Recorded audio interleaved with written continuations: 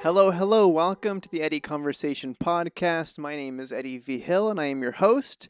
This is episode number 62. Joining me today is Caymen Parks. How y'all doing? Thank you for having me. Yeah, thanks for being here, for sure. So you are a artist, songwriter, producer.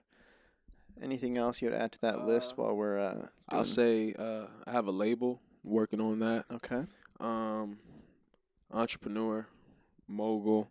These are things that just, I plan on in the future. Just starting off right now, just trying to focus on the music and using that as a way to expand.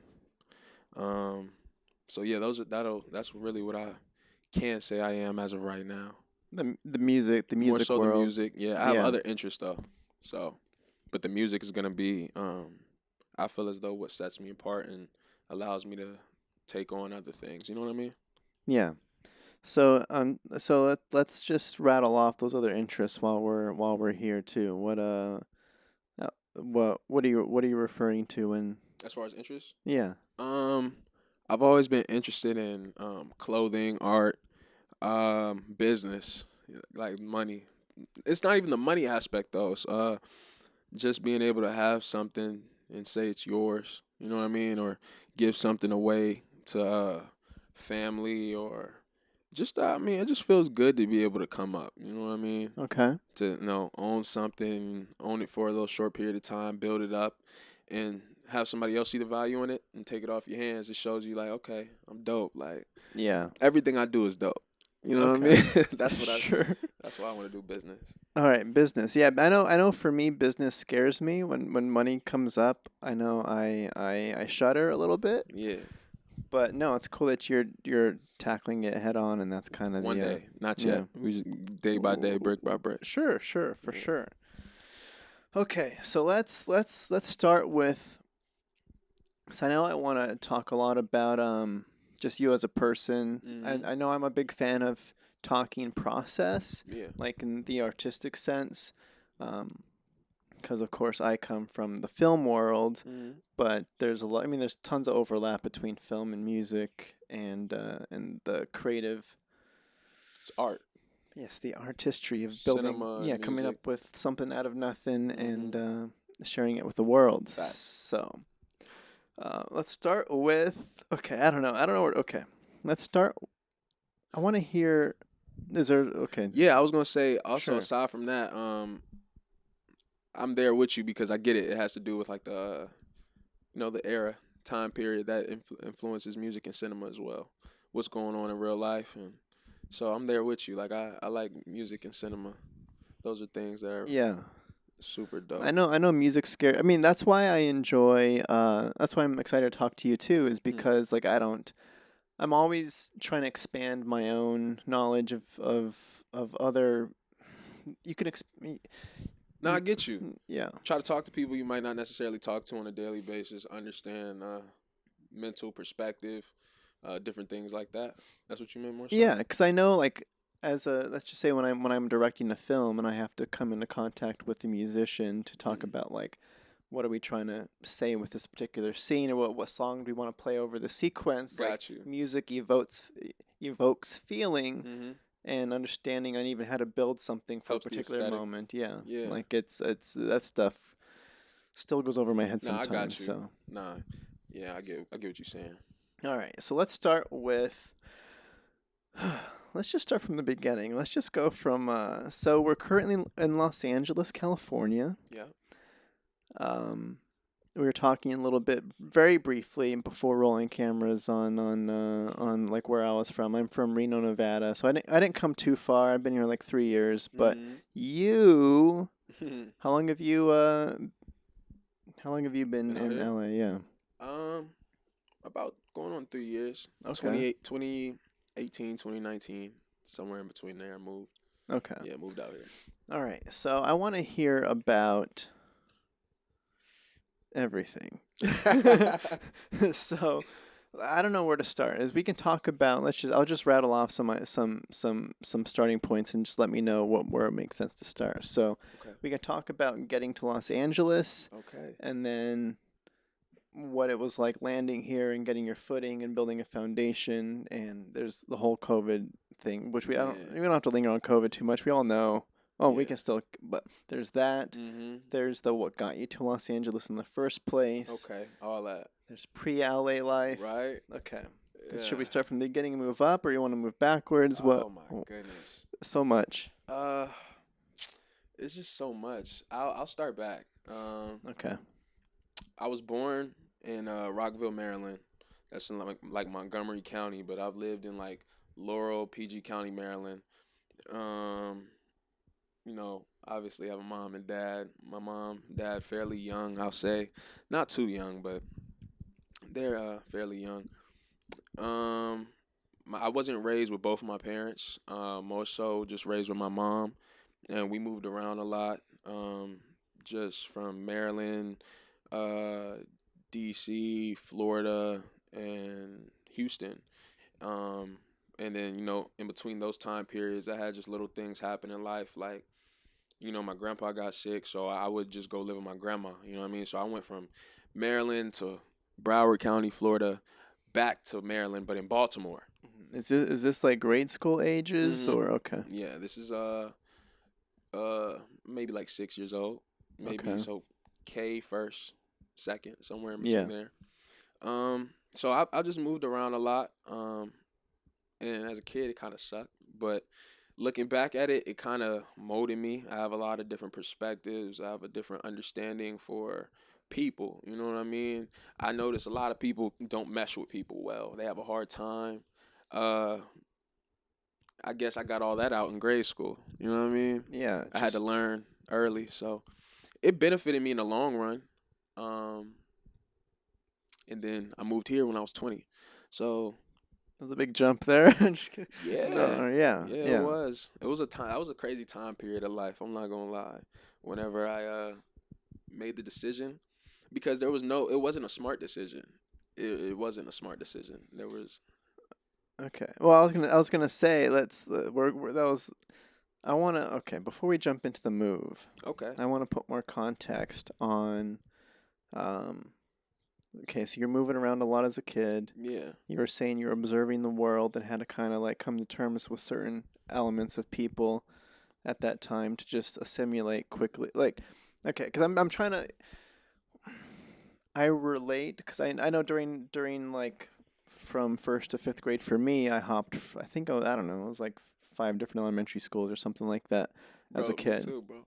So. I swear. How was it? Cause I'm curious on how was it for you? What was your tactic for when you got to a new place? Like, how did you handle being in a new group, or what was your? I'm just from. For me as a kid, I was truthfully, I was a very angry kid. Okay. I was a very I was happy. I was all of those things. I was happy, angry, but it's just I didn't know how to express it. I didn't understand it. So, I carried that with me everywhere I went. And, you know, going to new places, kids aren't nice. Like, okay, this is the one thing. Oh, my goodness. Yeah, let's get to This is the one thing. As a kid, I probably shouldn't even give them this because if I do blow up one day, people gonna be like, I'm giving them ammo. You know what I mean? Sure. But as a kid, they used to like I used to hate it. Every new school I moved to, they'd be like, what's your name? And I'd be like, Caymen. First of all, they'd be like, you're a girl, because I had long hair. And they'd be like, you look like a girl. And so I'm like, I'm not a girl, and I have to pipe up just to prove it. Yeah. You got to overcompensate with some aggression or something. You know what I mean? Yeah. As a little kid. And then the next one, oh, my goodness. They used to call me Gayman. Classic. And, you know, as a kid, you don't understand. So it's just like that's the worst as a kid. It's like, stop calling me that. Yeah. You know what I mean? And it was just, it didn't matter. I ignored it. And then it's like when you move to the next place and it's a new set of kids who thought they created this joke, but in another place, it's going on. It kind of frustrates you. Well, just as a kid. Right. Because you thought you escaped it and then it's happening again. Right. And. Right. Yeah. Yeah, that's not very creative. No, it's not. Like y'all lame, bro. Yeah, I don't imagine this being ammo for like some sort of diss track. I don't imagine anybody, it's Never know.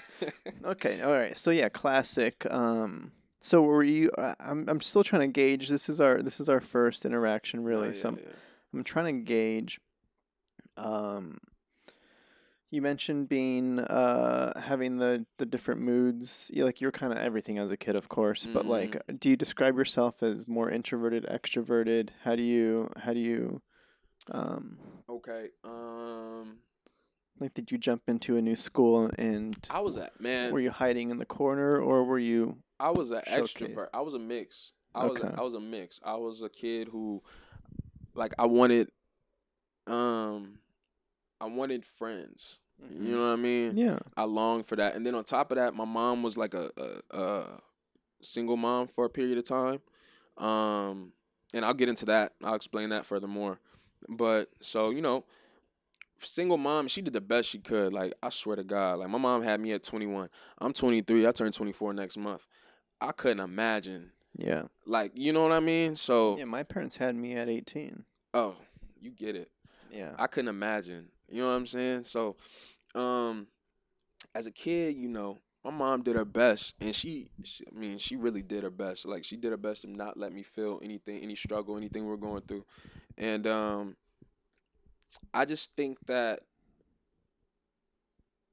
for me, the life I had at the time, when I got to school, I was finally happy to be around kids. And then I think that there was just like little things like rejection. Like I had to learn how to handle that early. You know what I'm Mhm. saying? Mhm. And I just think that would just force me into my shell. That was one factor. You know what I mean? As a kid, and then as you get older, my mom was in school at the time. So my mom was in school for nursing school, right? Yeah, it's a lot. And it's a lot. So that's why, how I told you I would move back and forth. We moved from Maryland to Florida at one point. My grandpa was helping us out. He got sick, so I moved back to Maryland. Um, so we were just figuring it out. My mom was hustling, getting it, trying to make a better life, trying to make everything just better. And I really grew up in major cities. So let's take that into account. I grew up in major cities to a degree, and you gotta understand personalities. There's so many different personalities. Mhm. There's so many different expectations, things that people are teasing me for that don't matter, that didn't matter. And looking back at it, Yeah, and in the moment though, in the right? moment, when you don't understand when you don't have to struggle, when all you got to do is go to school and do your schoolwork and play, you know what I'm saying? Those little words hurt. Yeah, there's little context on what the full world has to offer when you're a kid. You're just Right? that's kind of everything in that moment. Yeah. Right? So, just as a kid, I was a bit of both, man. I was an extrovert. I think the world made me more so introverted Okay. Kind of little now. humbling a little bit. Yeah, Is for that yeah. sure. Humbling mixed with just very protective, super protective of my energy because I think that's important. But sorry, go it's on. very important. Um, Super protective of my energy because, like I said, because I am all those things. Mhm. It's easy to either be. It's easy to be a target because people they know you're all those things. You Yeah. get what I'm saying? Yeah. So that's just something. That's what my childhood was like. Learning myself. Like a lot of kids got to be a kid. I got to be a kid as well. I did, but I spent a lot of time learning myself early. I'll Yeah, say that. okay. I'm piecing it together. Yeah, because Yeah. you mentioned the extroverted aspect. Because when you put yourself out there, yeah, when you're, I don't know, like if when you open up yourself to the world and Hmm. you're being, what's the word I'm looking for? You're being, oh, jeez, you're just being open, Yeah. and when there's a specific word I'm looking. Okay, I'm not finding it in the camera, No, but you good. um, when you open yourself up and it's not being accepted, Right. it does hurt, Yeah. and that's when it pulls back, or that's when, like you said, you give other people some potential ammo on how to use that against you. And they just play Um, with you at that point in time. yeah, and then they gauge your reaction, and then at that point. Some power's been Mm-hmm. handed over, and you gotta figure out how to Right. yeah, So overcome that. that's what my childhood was like, and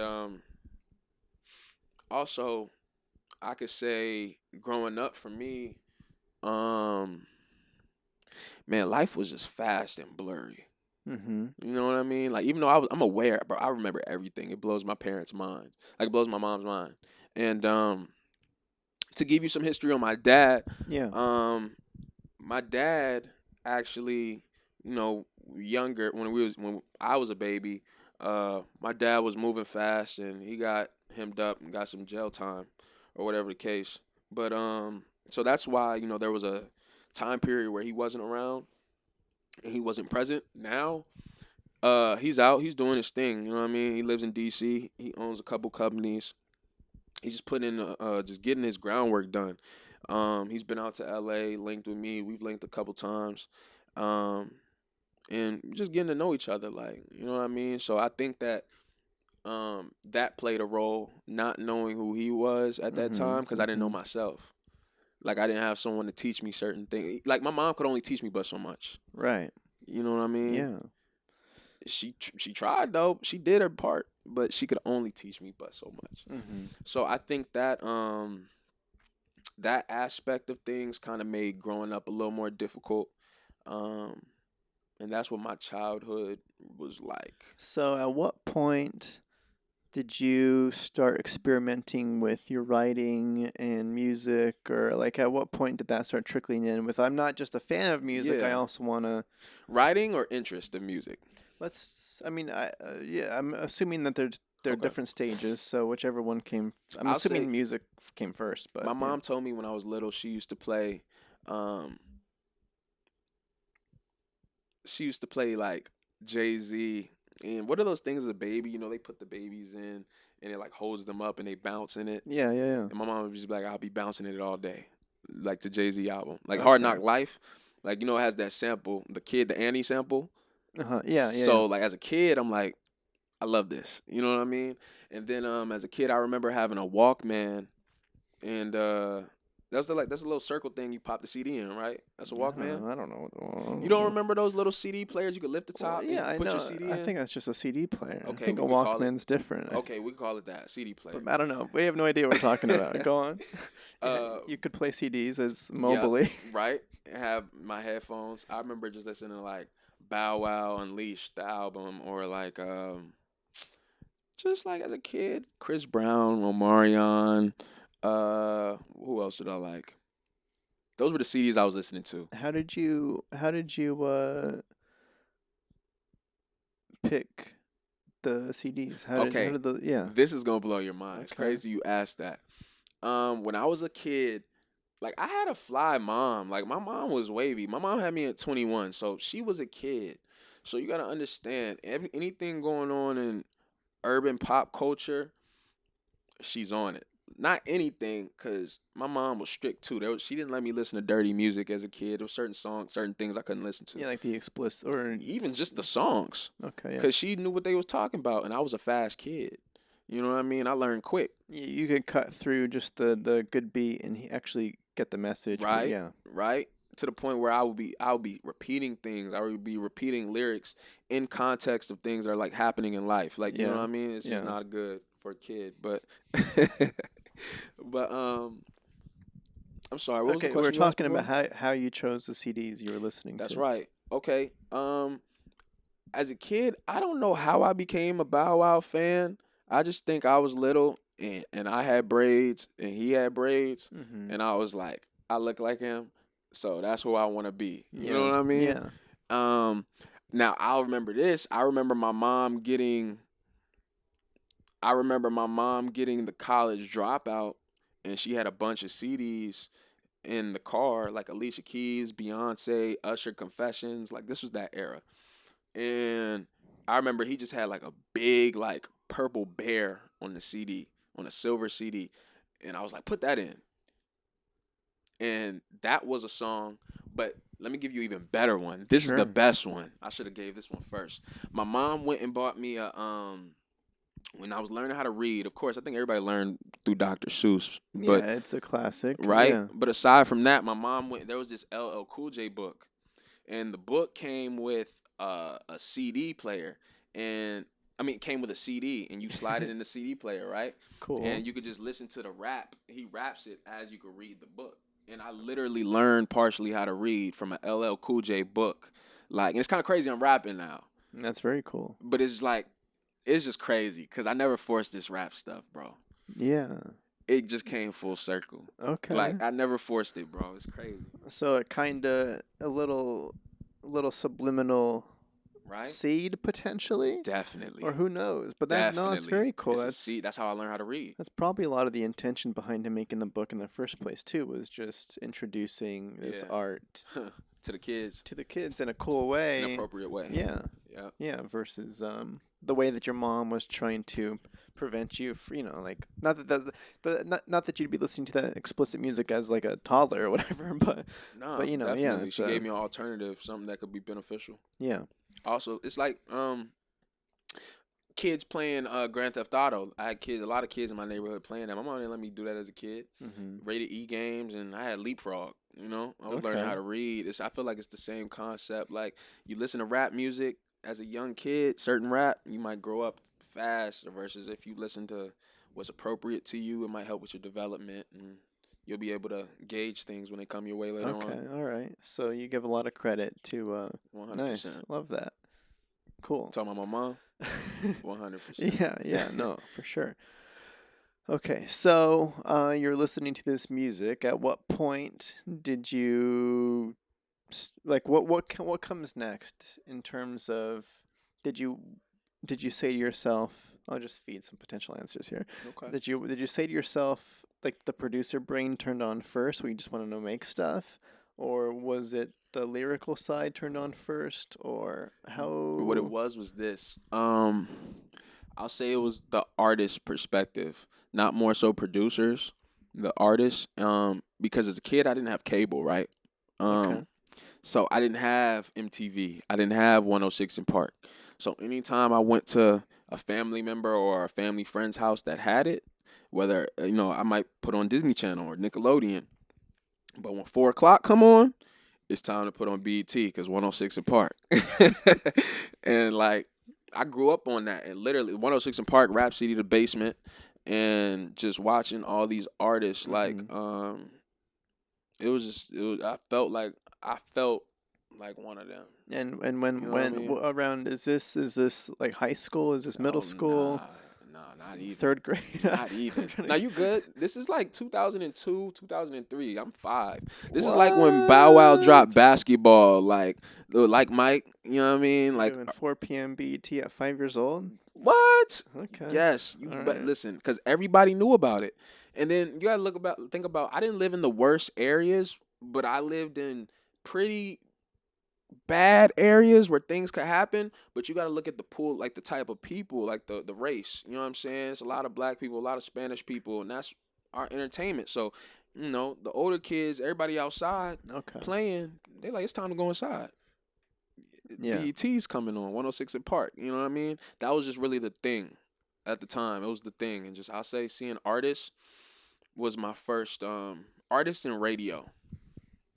Artists in radio. You remember back in the day, you couldn't change, you didn't have iPods and just Right. pick your song. I love that era. You had to catch it on the radio, or switch the station and hope your song is on, Mm-hmm. and just catch it. That was Yeah. the time period. So when you could see them on videos, it was like we gotta watch it because this is the time. Yeah, because We couldn't control we it, didn't have the YouTube. Yeah, we couldn't just summon it whenever. Yeah, right? it was a treat, and we waited for that countdown. Or I don't know. I'm thinking of Yeah. MTV, right? No, They did their BT had a countdown Well, too. yeah, Top 10 videos of the week or the day. yeah, Yep. yeah. You'd Well, actually go in and vote somehow, like make a on the call or phone. whatever. If you had a sidekick, that's like '06. I was a kid. I didn't have that, Yeah, but I remember. yeah. Okay, so you're watching. You're actually yeah. So you started watching the artists young, and that okay, all right. So you already had some sort of inkling at that time that that's something that you wanted to do. Yeah. Yeah. I mean, yeah. Yeah, I mean that makes That sense. was it 'Cause that's for me. Because I think about when I talk to actors and such, yeah, it's usually pretty early when you're watching a movie or whatever. You're like, I want to do that. I don't know what it is, but there's something there that looks fun in some Right? capacity. Okay. It looked amazing. So when did you start? When did you transition from just watching it and thinking it was cool to something where you started trying it yourself? Man, believe it or not, and a lot of people not gonna believe me, but for those who are there Mm-hmm. and know me, they'll know I'm not lying. I started rapping a year ago. Okay. And so always been interested in music. Like when I say interested, I can have a music argument with anybody. Sure. Yeah, For real. Like I you're love like this. you're a historian kind of like Yeah. yeah. I love the history of it. I love the culture. I love perspectives. I love learning. Um because there's so much dope stuff that happens in the mix. Like I feel like people shortchange themselves when they don't get to know what happened because man, it's just so much there's just so much behind music. And it's just like when you just go and listen to it on Apple or just leave it alone, it's like, okay, that's cool, but do you really appreciate it? Right. Because they gave you their time and their work. You know what I'm saying? And Yeah. it's really a thing. If you really dive into it and start to understand it, and it's something you can get hooked on. Okay. Yeah, no, that's definitely how I know like my favorite artists that I enjoy hearing about. Who? Um we have a little album here. Lincoln Park? You know I it's dope? I know I grew Rest up in peace. What's his name? Chester. Chester. Yeah. Chester, yeah. So Uh, I know for instance, that's like the one band primarily that stuck you with want to know me. something? Sure. That's the band that changed my life and made me like rock. Growing up in Florida, that's why we have artists like XXX Tentacion, what's his name? Ski Mask, Smoke Perp. All those artists who kind of bend genres with a little bit of rock and rap. Yeah, yeah. It's a real thing. Growing up in Florida, it was a cross cultural thing. Everybody liked to skate. Everybody like it was just I can't describe it, bro. You had to be there. So and then when Linkin Park did the joint album with Jay-Z, oh, it was over with. That was the moment with kids, Pharrell and the Babesters and all that. That Mhm. that was the era. But Linkin Park and Jay-Z kind of now I like Sublime. And Okay, yeah, that's yeah. my favorite band. Oh, that's your favorite band? Brad. Very It's cool. like reggae-ish. It's not really Yeah. rock, but Yeah. I like it. No, I mean similar with me. I know pre Linkin Park. I know like my dad was a big like heavy metal guy. Okay. Growing up, like he was Metallica, Megadeth, Gotcha. Godsmack, all that kind of stuff. So Linkin Park was my intro to the rap and hip hop side. Okay. So it worked inverse. Yeah, exactly.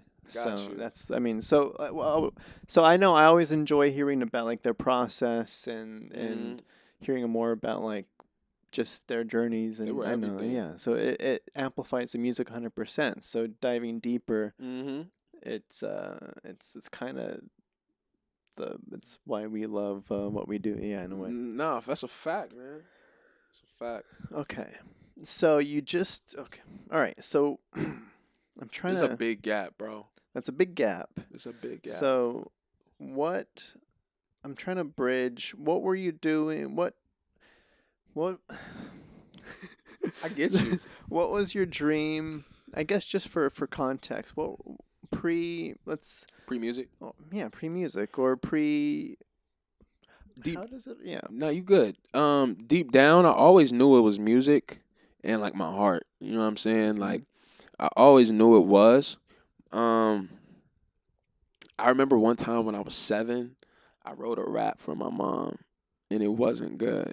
And And she told you? oh yeah, cause my mom wasn't into. See, my mom is brutal, but not in a way that's bad. She's never been a hater. She's realistic. And you got to understand, my mom had me at 21. My mom grew up New York and Virginia, all DMV, East Coast. All my family more so is Harlem, New York. You know what I mean? She's used to seeing certain things, and you get what I'm saying. And my mom worked hard to get me in a position to where I could go to school, live in a decent area, just little things like that. So rapping wasn't necessarily something that it was like, you know what I mean? Yeah. It wasn't an option. And we're not from California where you could live out here and you could see that, okay, things are it's a possibility. Warner Brothers Studios right there. Right. Universal Music Group's right there. Yeah. We're living in Florida. We're living in Houston, Maryland. These things are not happening. So what summoned? I'm curious about this rap That you broke wrote. my heart, bro. It broke my heart. It gave me from 7 years Oh old to my. 22, 23. To process through it. It took for me. Do you get what I'm saying? No, From 7 I, to 21, there's 22. probably some part of you that's still working through it. No, I'm good now. She loves it now. Okay. She loves loves it. She loves The music, Okay. That's great. right? And I know she's not gonna lie to me. So it's like now I'm like, okay, let's do it. Yeah, it's a big deal when you win the approval of somebody you care about. So I'm trying to imagine It's dope, man. you yeah. But for the longest, bro, there was what I was doing was I was in school and I played football. I actually played sports. Moving to Texas when I lived in Miami, I did taekwondo, so I'm a first degree black belt. Nice. And that was more so for my aggression and just anger, Like having some place to put outlet. it. Yeah, an outlet, yeah. I was always getting in trouble, and the truth is, what it was just living in Miami at this time period. I was just always. You gotta understand, I lived in a decent area, but it wasn't the best, and there were a lot of things around me, a lot of kids, and my mom was struggling. And around the time my grandpa died, my mom had been dealing with my stepdad for about a year, some change, and he helped us out major at that time. And we was just figuring it out, bro. I just remember having like Payless shoes, and my mom had a busted car, and like I was just like an ungrateful kid because kids used to tease me. I used to tell my mom like, "Can you pull up down the street from the school? I don't want them to see me get out the car." Like they would tease me for my shoes. Classic, yeah. Classic, right? But I heard her because she was trying her best. Yeah, that is hard. It's Yeah. messed up as a kid, Yeah. right? But I think I just think going through all that, I needed to go through all that, so because I think those years of not just doing music, not doing music, and growing as a person helped with the content of my music. Yeah. Because only the Lord knows what I'll be speaking about. As a kid, I was ignorant. Mhm. I really was. Sure. My mom did her best to change things and move me around, and by the grace of God, I got my mind right. By the grace of God. So from that time period, it was just a stretch, bro. It was a stretch of time where I was figuring things out. Whether I didn't know what I wanted to do. I told myself kinesiology just to have something to say. You know what I'm saying? Okay. Sports medicine. Gotcha. I was playing football because that's what everybody was doing in Texas, Sure. and I was good at it. What position? Receiver and tight end, slot. Okay. I'm telling you to this day, I could probably. Okay, I'm telling you, Go on. I'm him, not Jim. I'm telling you, I could to this day, if I probably got in shape, I could probably go back and play. You could just jump on an NFL team right now. No. College ball? No. Yes, for sure. Gotcha. I promise you. Sure. I don't doubt you. Those who know. Okay. So those were the days, man. All right. So you were doing that. You were playing college ball. I played JUCO. Ball. I'm gonna keep it a buck, man. My grades were not it. Mm-hmm. That's something also. I want to touch base on. Growing up, that's something I struggled with. I was never the best at school. Never understood why, and I'm far from dumb. You know what I mean? Yeah. But just school was not my thing, and I battled with ADHD. And over the years, and that just like I won't say it crippled me, but it slowed things down, especially when you don't understand. But it kind of also helped because now I know what I like. Right. You know what I mean? I get a Yeah. certain feeling from the things that I enjoy. The things that I do enjoy doing that have led to this point have helped me realize, okay, this is what I like because I can't help but focus on these things. Right. You get what I'm saying? Yeah. Yeah. I mean that's a yeah. That's exciting. I mean, not many kids are actually enjoying the process of school. Like it's just especially because as a kid, it's just something you have to do. And again, there's no appreciation for like the Yeah. teachers in front of you doing their best to teach you stuff. You're just kind of like taking it all for granted. And then yeah, Or they're not teaching or they're not teaching if how they should be. how they should. Yeah. So yeah, when there is something that grabs your attention, especially if there's a lack of focus everywhere else, and there is something you could focus on, it does take a while to really realize what that means. Because I feel that too.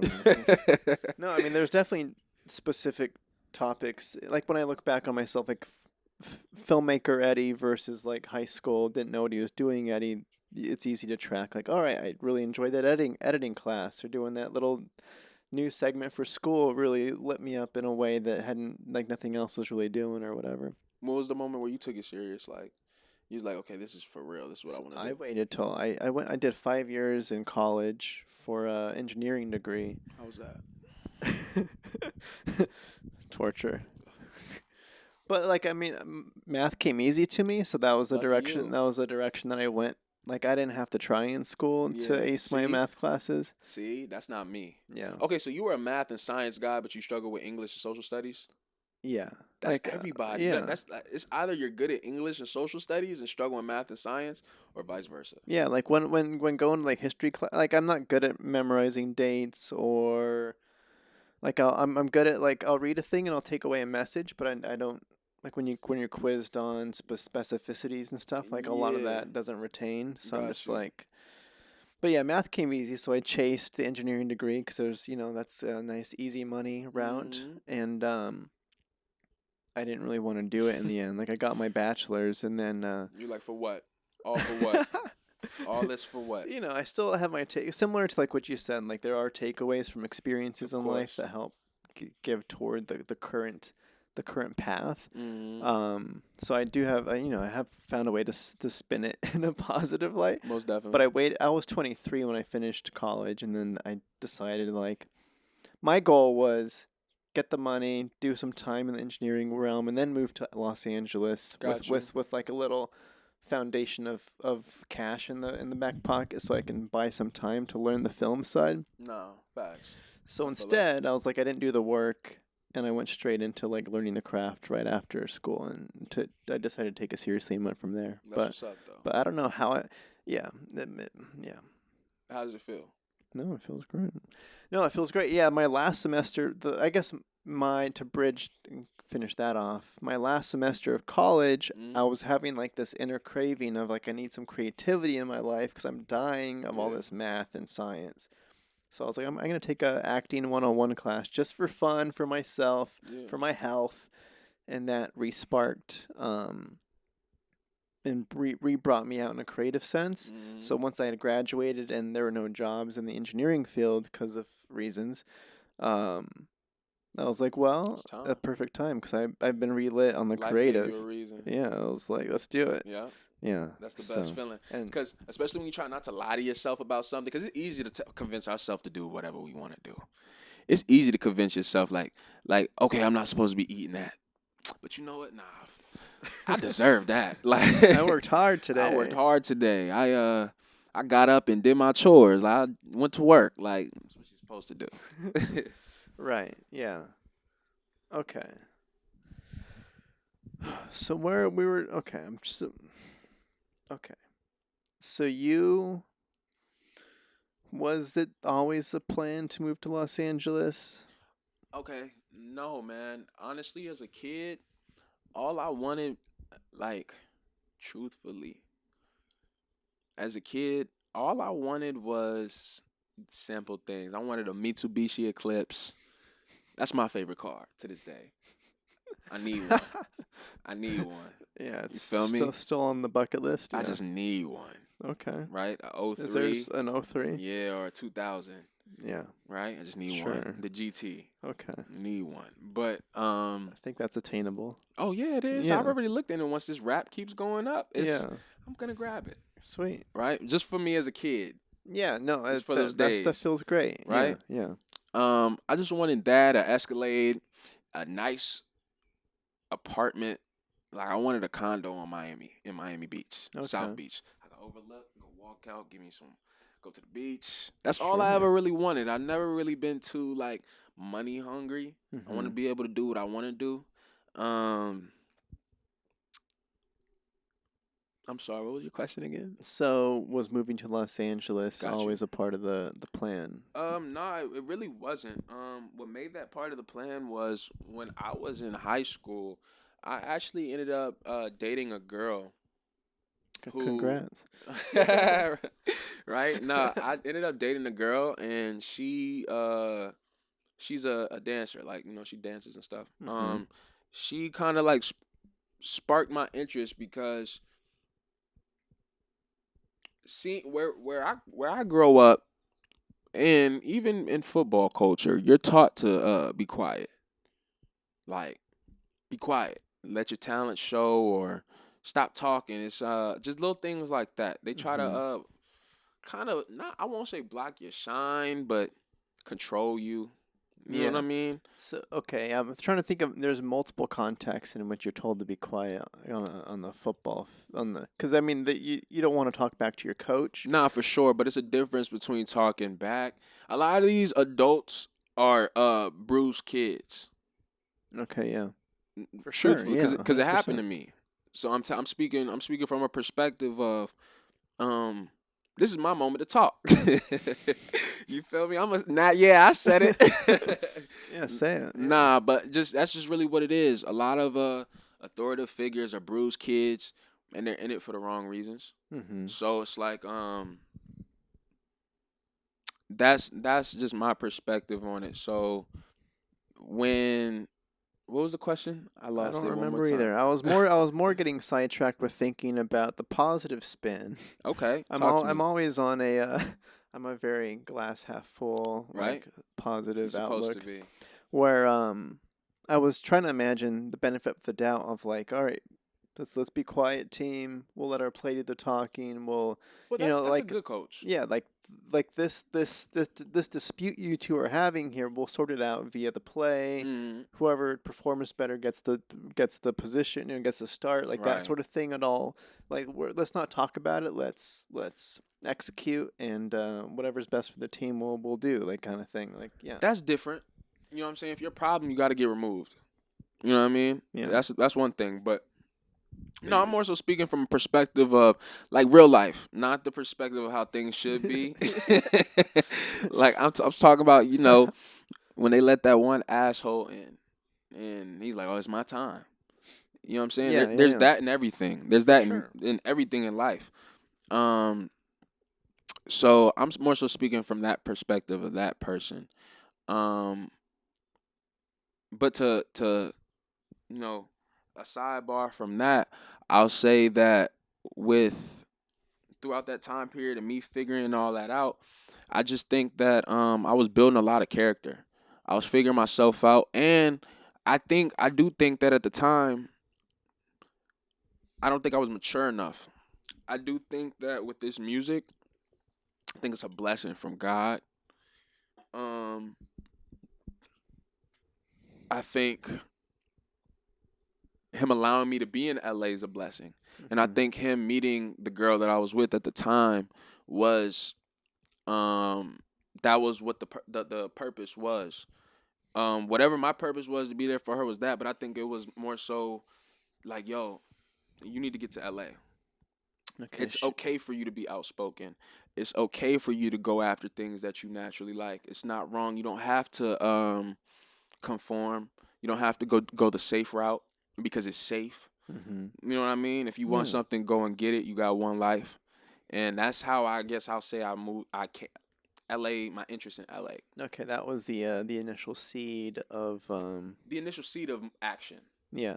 I've always liked Los Angeles culture. As a kid, I was into the jerking movement in Houston. You know what I'm saying? The dancing crews. I just always liked Los Angeles culture. When the game dropped, I like 50 Cent, but when the game came out, oh Hmm. my God. Okay. I'm telling you, I loved LA, but So had you been out here? never. Okay. It's just over time. you start to look at things and be like, damn, all my interests include Los Angeles. Like, okay, I like this Soulja Boy mixtape. I find myself watching this video. He's in a Beverly Hills house. Chris Brown Tiger, they're in a house in the hills. Jerkin, they're in Cali, multiple Of crews. course, always. You know what I'm saying? So it's just like, damn, like Cali's the mission. You know what I Yeah, mean? yeah, That's what yeah. it If felt you're in like. Los Angeles, you're usually talking about it in your as an artist. It's It's beautiful coming out up. here. Yeah, and you're always for sure. That makes Right? sense. It only makes sense. But yeah, that's how my intro to LA came about more so. Then she moved here and I would come see her, and then I moved here, and then we went and did our own thing. But since I've been here and just working, trying to just figure things out. Initially, when I moved here, I wasn't making music. I moved here to be a songwriter and A&R. Okay, yeah, that's what I was gonna ask. Yeah. What's your question? No, that's what I was gonna. I was Oh, like, yeah? so when you first moved here, the intention was Songwriter A&R, because I always what is A&R. Yeah. A&R is someone who basically brings artists to the labels, brings every artist has an A&R, every label has A&Rs, and the A&Rs help pick the singles, they help pick the hits. It's not like a manager. It's like a little It's a kind position. of separate. It's like a position. It's like a manager. They work Okay. close like a manager. The manager oversees more so everything. The A&R is more so focused on the music. And yeah, that's what I came out here to be. Finding talent, because that's one talent, and that's also another reason why I moved to LA. That was like a defining factor, because I was always finding music early. I was always on the new artists. Like, Yeah. I kid you not, I was listening to Jack Harlow in 2018. And people were like, why are you listening? People are just closed-minded. Why are you listening to a little white boy? Nah, bro. Yeah. He's hard. Yeah. You know what I'm saying? Now look at him. No, for sure. There's a famous. I don't know who has the quote, but there's a famous quote about like music producers and the people that kind of greenlight hits and tracks and artists. I forget what it is. It's like something along the context of. Oh, I'm gonna butcher it. The joke is. It's kind of like. It's like, how does a music producer know when a song is good? Mm-hmm. And I haven't heard the joke, but what did it say? I don't even know. I think the joke is just like people don't know what's good unless there's 100 people around them that tell them it's good. That's like, 100% fact. Yeah, that they have to. That's a fact. Because nobody, people are followers. Yeah, they don't know anything, and they're just like, "Wait, you love that thing? All right, yeah, let's go." Yeah, because they don't want to feel left out. Right. Now they'll take the time to actually pay attention. I think it was like Ed Sheeran or something had mentioned it in an interview, because he had like gone to somebody's house, like a producer friend's house, and was like playing them a song he was considering, and then it just went. They didn't clock it at all, and then somebody else sent them the track and was told that they loved it, and then he calls up Ed Sheeran and is like, "Yo, I love this song. What did you do?" It's like, I played this for you like last week. What are you talking about? Bro, that happens all the time. Yeah. But it's some people, it's that, but some people just don't get it. Sometimes I have to sit on music. Like I'll record a song, and then we got to sing in the morning. You know what I mean? Mm-hmm. I wake up in the morning and go play it and be like, yeah, that was not it. It didn't sound like how it sounded last night. For sure. For sure. That's how that is. So what is the now that how do you approach how do you know? What do you I mean, it's just you developed your gut, right? That's kind of mostly it, right? I don't know. There's no formula, bro. Or where do you find these people? How do you search? Okay. For those artists that are like, I want to be heard, and I'm trying to, like, a lot of people are just trying to get their stuff heard at all. Yeah. How do you seek out this new talent per se? Well, truthfully, at that time it was different. This is like 2015, 2016, 2017, SoundCloud era. So I'm on SoundCloud looking for people, and I'm a different type of guy. Like, if I got time on my hands, I'll go on an artist's Instagram. I'll go look at their producer, go find it in their followers list, go find their producer. Then I'll go look at who the producer follows. Because chances are producers only following people they giving beats to. You know what I mean? Okay, Or yeah. following the good artists. Sure. You got to think about things from a situational perspective. There's no blueprint in this, bro. Like in the industry that me and you are in, this is a very go get it industry. Nobody's making your schedule. Nobody's you know what I'm saying? You don't have a salary. You got to go get that. Like you really have to. So I try to look at things from a perspective like, okay, how can I think that's beneficial in a way that other people usually don't think? Because in their head they might not have time or they don't want it bad enough. Yeah. You get what I'm saying? Yeah. And that's how I more so find talent. Now, that's me searching for talent. My ear, I just try to look at like relatability. Artists that are relatable, artists that are fun. What do you do that others don't? Mm-hmm. You know what I'm saying? Things like that. And does it feel authentic? That's like the number one thing. That's a toughie. That's the number one thing. That's kind of everything, isn't it? Yeah. Well, I mean, not like every. I mean, you still need all the other criteria, but without the authenticity, It's over with. yeah.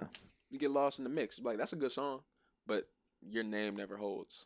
Yeah. You know what I mean? Yeah, for sure. I mean, that's 100% what I'm looking for when I'm working with, when I'm putting together a team for a film or casting actors. It's all, you can kind of show up to an audition and say lines, but if it doesn't feel, You gotta stick. yeah, I gotta believe what you're saying. It. Yeah. Exactly. Yeah. And that's really what it is. Cause I've always liked Drake. I always liked Drake. Like since the jump. I found him early too. Cause I think it was called SoundClick. I was a kid. And before SoundCloud, I think it was a thing called SoundClick. And I found him early. But it wasn't until he dropped Nothing Was the Same. And it was actually I had it before because at the time I had an Android and that's when you could like illegally download albums and it'll go straight to your music. You remember like the music app? It'll go straight there. I don't know, maybe you had an iPhone. This is like 2013, 2014. Okay, that's recent enough. Yeah, I was thinking like 2008 downloading music like LimeWire and stuff. But Even it was just that easy. It was back then you could do that on your phone on the Android. And I just remember I downloaded Nothing Was the Same early. And just when I heard Too Much from Drake, that's when everything changed.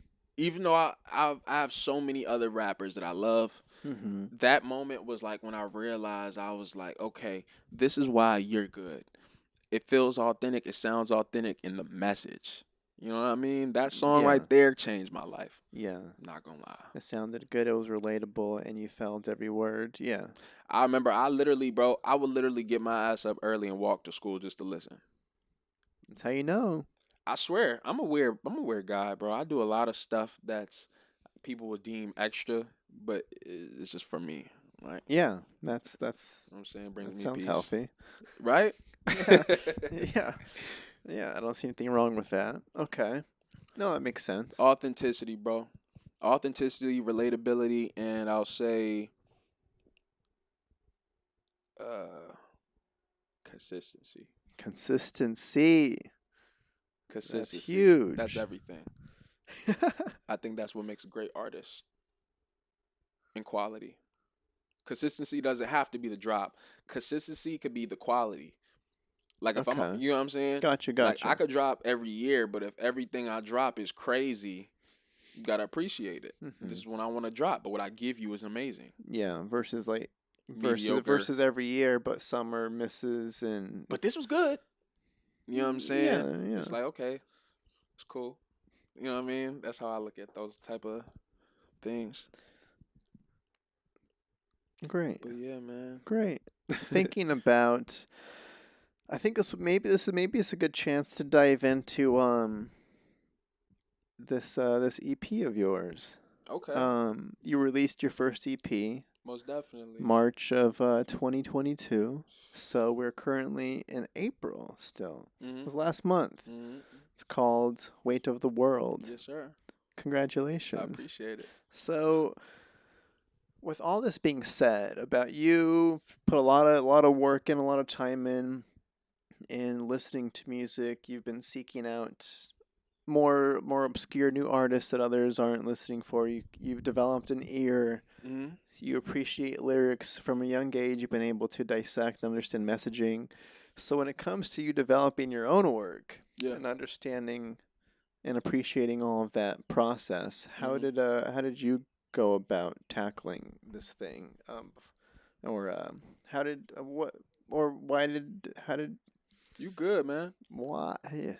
Ask both. Sound like you got like 3 questions. Like ask all that. I'm gonna answer it Great, all. go for it. All right.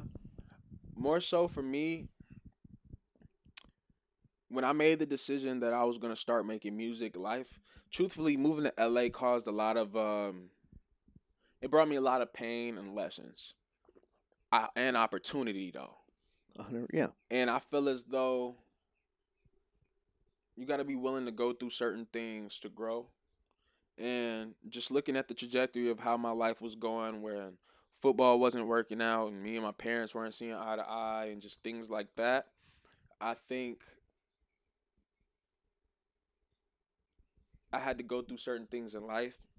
And it took for me to go through these things to even muster up the confidence to say, nah, I'm going to do this music thing. Even though I moved to LA, that's cool. You know what I'm saying? You move, because my family still lives in Houston. Okay.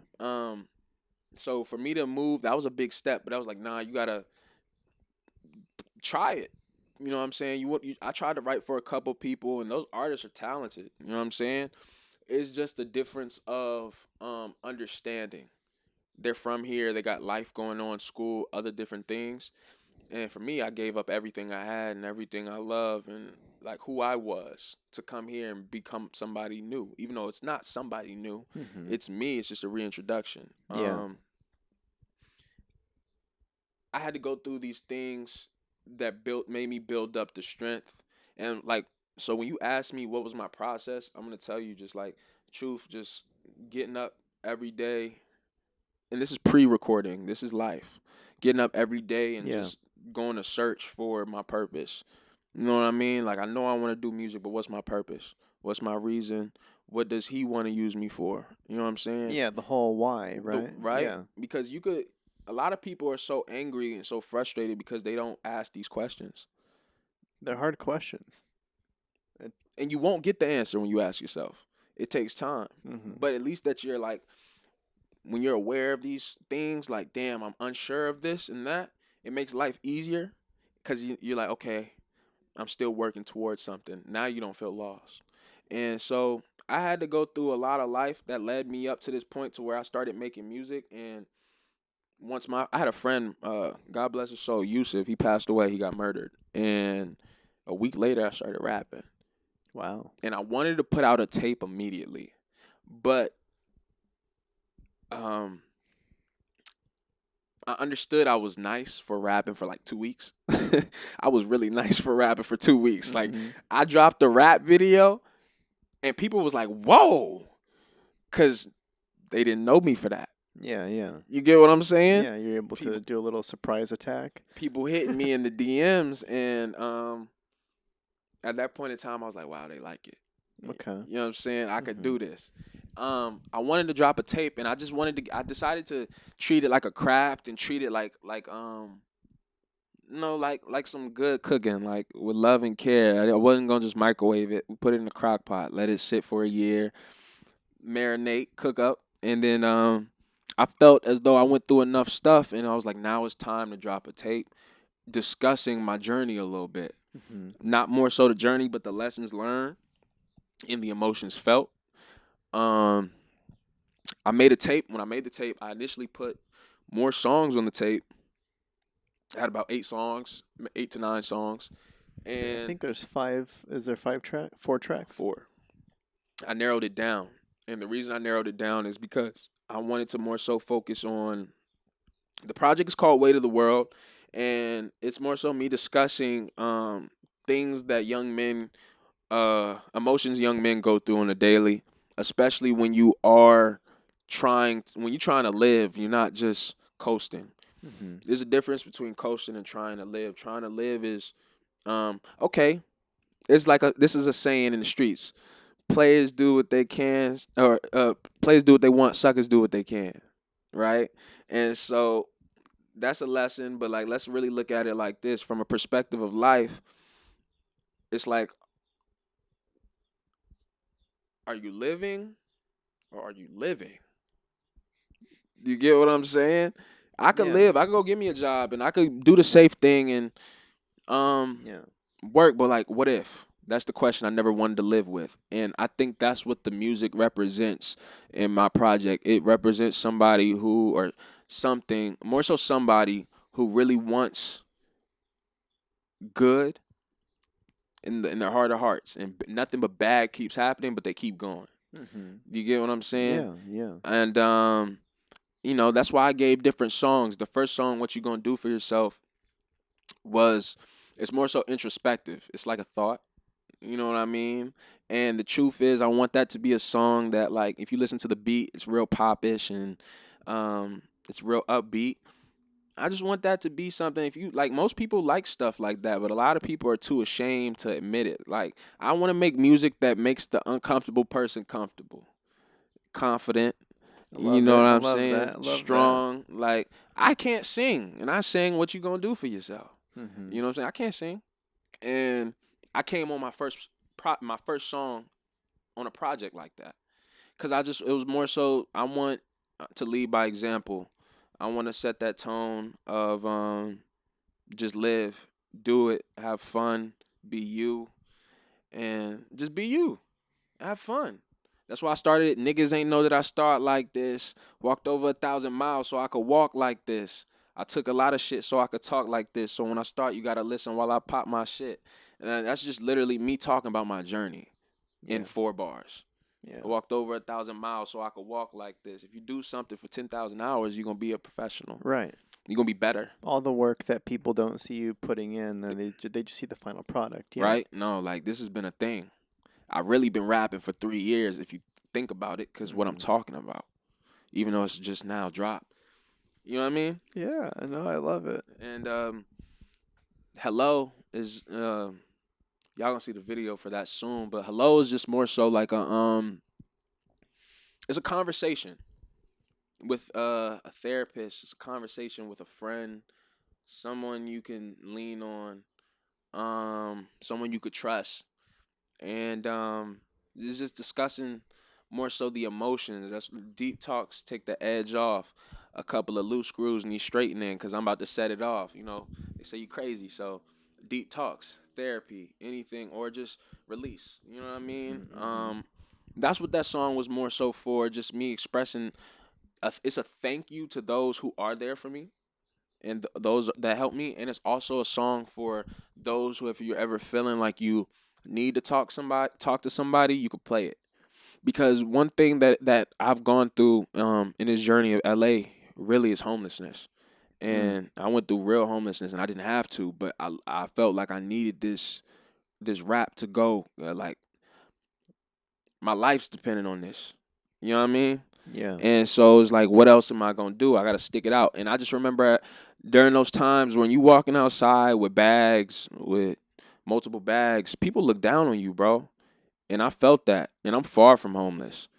My family, I got stuff. I have stuff. You know what I'm saying? Yeah. Like, I'm not that. And there's nothing, but it makes you appreciate.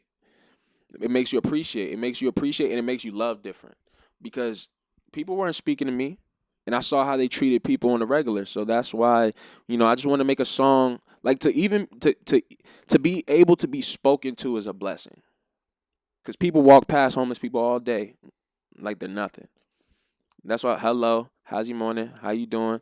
Like, just play my song if I'm talking to you. You feel me? That's really what that is. Like, and I'll be there for you since whenever the bond was made. Like, you know what I'm saying? I'm always here for you. That's what the lyrics represent. Weight of the world, just daily emotions. Daily emotions. Vi Ever, that's more personal to me. I'll say that's more so my song. Even though they're all my songs. Yeah. My label's called Vivid. I have a label and a brand. It's called Vivid, and we're working on everything right now, and I can't get too deep into it. But Vi Ever is just a play on, like, forever and, like, vivid. I'm planning on doing things with Vivid, and it's gonna be a lot of different things that are like Vi, and I'm not gonna get into I can't Sure. do it right Sure. now, Sure. Sure. right? But it's gonna Yeah. make sense later. But it's just more so a song for all the like my real homies, you know what I'm saying? Like the ones that I love, my brothers, like, the ones that know me, that know that could when I talk on the phone with my mom, they could say hi to my mom, or they could have my mom's phone number, just little different things like that. And that song is for those people, but that's also for those people um needing if I can't be that for you, I could be the lesson. Like, just listen to what I'm saying. I'm trying to really, like, bro, for all my friends that, like, that one's for the ones we raised each other. Mm-hmm. You know what I'm saying? Even if we have parents, like, we raised each other. Like, I tell a friend, yo, bro, like, why you got food on your face? I'm eating. I'm like, bro, you don't gotta just sit with food on your face. I'm not talking down at him. It's just we raise each other. And he checks me on certain things where it's like, come correct. You get what I'm saying? And that's what that song is for. And the last song I decided to put on it, just to touch all emotions, I guess, it was a song called Potty Mouth. And Potty Mouth is it's kind of like it's a love song, but it's a love song mixed with sadness, mixed with like appreciation. And the reason I wanted to make it like that is because those are like the daily thoughts and emotions people feel. Like, you love someone and you hate them, and you love them again, and then you don't hate them, but you just wish they understood you, or you know what I'm saying? Like, and that's why I just wanted to put 4 songs. I'm not a big artist yet. I don't have the attention span of the world. So just give me 9 minutes of your time. Yeah. You get what I'm saying? Yeah. And because the average, just over 2 minutes, 2 minutes apiece. Mm-hmm. Yeah. No, that seems, just put the best out there, give them a range. Give you a range. They feel different. Yeah. And that was the perspective. I just wanted to kind of like encapsulate a sound and emotion of a young person, or not just a young person, a person trying to get it, trying to live in a truth, and trying to strive to go as far as they can. Because a lot of people lie and a lot of people close things off because deep down it's hard to live in your truth and be rejected. It's hard to live in your truth and be, not received how you want to be received. Well, I mean, that's what keeps people from showing that authenticity in the first place. That's a fact. It's like I did show it and I was made fun of for it, or so now I'm not doing it no more. Or she laughed at me, right? Or whatever the thing is, and then you start trying to be somebody else, and it just doesn't work. Or it does work, but then now you done pulled off from your sauce. And what makes you different? You just like everybody else. Okay, yeah, you played yourself. Yeah. In the long run. Half the time one thing I've learned in life, and my mom's always told me, stay true to yourself. Because the same ones that clown you, they're going to do what you do one day. Because those who are secure in themselves, and they're not worried about making another person feel down. They worry about what they got going on. You know what I mean? Mm-hmm. So those are things that I've learned. But I think, that's a good lesson for sure. Yeah, 100%. Try to be positive. Now I talk shit. Oh, I'll clown you all day. Yes, sir. It can happen. But I promise. So is that you must be provoked for that, or are you out there? No, I'm playful. Okay. Playful's that's a different story. That's different. Now, when I'm when I'm mad, I don't really do too much talking. There's not nothing to talk about. Okay. But aside from that, like, it's playful. Yeah. And I don't like to offend people. So, like I said, playful. People like to offend. I'm not that person. Mm-hmm. We playful. If I offend you, I apologize and we check it. You know what I'm saying? It's done right there. But yeah, man, that's weight of the world, bro. And I'm happy that people perceived it how they perceived it. It feels good knowing that I can make something and, I make people feel good. I've had people call me and, emotional, crying. Like, yo, bro, this saved me, bro. I was going through this, that, and the third, bro. You don't understand. Bro, I'm going through this with my girl, bro. Everything you said in Potty Mouth, that's And I made that for us. Like, you know what I mean? I really did. So it feels good when, like, your intention of the goal is how it's perceived. Yeah. It's like, I passed this test. That's a win. I passed this. It's a win. Yeah. You know what I mean? And it feels good. There's no better feeling in the world, bro. Yeah, There's no, no that's better. Like awesome. when you being yourself, people love it. I did a performance in Crenshaw, and they ate it up, and it just felt good, bro. I can't say no other words. Was that your first time performing live? Was that a My first time performing songs, my own songs. okay? Yeah. So I'll say yes. I've gone up and rapped like at two other events, like a little cipher. Nah, this was my first time having a set, doing my own songs. I And had you like a 15-minute set. nice. It was good, So you and they you loved me. that standing ovation. Oh man, it was No, cool. it's awesome. How did you feel pre show? Were Oh you, my were you goodness. Okay, let me tell you. So I have a friend sure? in Houston who raps, and his name's Z Wells. Bros, oh my God, he really gives it up like Okay. that. And it's crazy too, because I grew up with him. He was the rapper, and I went to another school, and I would always tell people, Z Wells gonna be this, Z Wells gonna be that, like right. And he does his thing, and I start rapping. He's like, damn. Mm-hmm. Right? And so one day he's like, yo, bro, come to this thing. We're having this thing called the Gumbo Jam. This is in Houston. And I go out and rap, and we were running late. He was like, bro, the band's playing. We got to hurry up and catch the song. So we park and run in. He's like, bro, it's about to start. Our part starts in 30 seconds. Come on. We run on the stage, and he was like, I'm going to tell you when you go. He said, go. And I just started rapping. Bro, my right leg just starts shaking on stage. And I'm just thinking to myself, get it together. Get it together. So I kind of shook it off at that point. I get nervous at the beginning, but I pray. Yeah. That makes it easier. Okay, Praying, because that experience wasn't you putting on your full set. That was just rapping for a okay. bunch of people at a live band, like a Okay. coffee shop, Yeah, and a bar and that was your first time doing it. in Okay, Houston. that's Yes. huge. Yeah. I'm actually lying. My first time rap, I was working in New York this past summer, and I rap for people in New York. Okay. I was rapping on the streets of New York, just Brooklyn, and I did that because it's like they say New York's the Mecca. Sure. People were stopping me, and they was like, "Oh, this is great. This you?"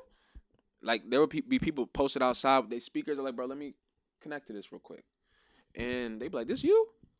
And I'm like, yeah. They be like, "That's hard," and just little confidence boosters. No, that's awesome. But that was my first show, I'll say. Okay. Cayman Parks on any bill. Yeah. Yeah. So okay, so you had a little experience under your belt with performing prior to that, but again, Really not. Yeah. yeah. So this was the EP that you poured your heart and soul into, Right. and you're putting this on. It was fun, bro. that was yeah. It was fun. I had a good time. Did you have some of the leg shakes there too, or were you A little like maybe bit. like A little bit because like I said, I sang on what you're gonna do for yourself, and I don't have the engineering and the mixing to save me live. So it's like, it's my first time performing this song. This is the first song, and it was just a lot. Yeah, you yeah, know what I yeah. mean. And then it was, I rap. I really rap on. I can really rap. So this poppy beat is just different from what people are used to. So it was one of those things where I was nervous, but people had already told me the tape was good. So you already had you I'm like, okay, y'all like the music. I just gotta swag it now. yeah. And make it believable, For have sure. fun, make y'all have a good time. And they did. So it all worked out. That's great. That same night I met this guy who has a live orchestra, and they play in Crenshaw. They're actually amazing. And he came up to me and he just told me, he's like, bro, we had a lot of close words, actually. I'm not gonna talk too much about it, Sure, but sure. we had a lot of close words, and he brought me out to another event to do a cipher at like a little coffee shop. And bro, that was just the dopest thing. Like, meeting locals and people who believe in you, and just people who really like what you have going on. And they've rehearsed to Hello. If you go on my Instagram, they played live to Hello. So it was dope, bro. That is very cool. Everything's just coming full circle, and I'm having a good time. Yeah, no, it's still early for sure. Super early in early. the year. I'm nowhere near where I want to be with this, bro. No, it's awesome. That's I think that's what we call traction. Potentially. Potentially. I don't know. I don't feel like this is too interesting of a topic, Hmm. but I'll bring it up. Ask it. You mentioned a music video. Okay. So you mentioned you've put out. I don't know how many videos you've done before. Mm-hmm. I've Um, only done one, but I haven't put it out. okay. So you're talking about the EP track video, right? No, I'm not talking about that one yet. We Okay. working on those. Okay. So when I'm very curious from a creative sense, Okay. because again, this is our bit of overlap. Mm-hmm.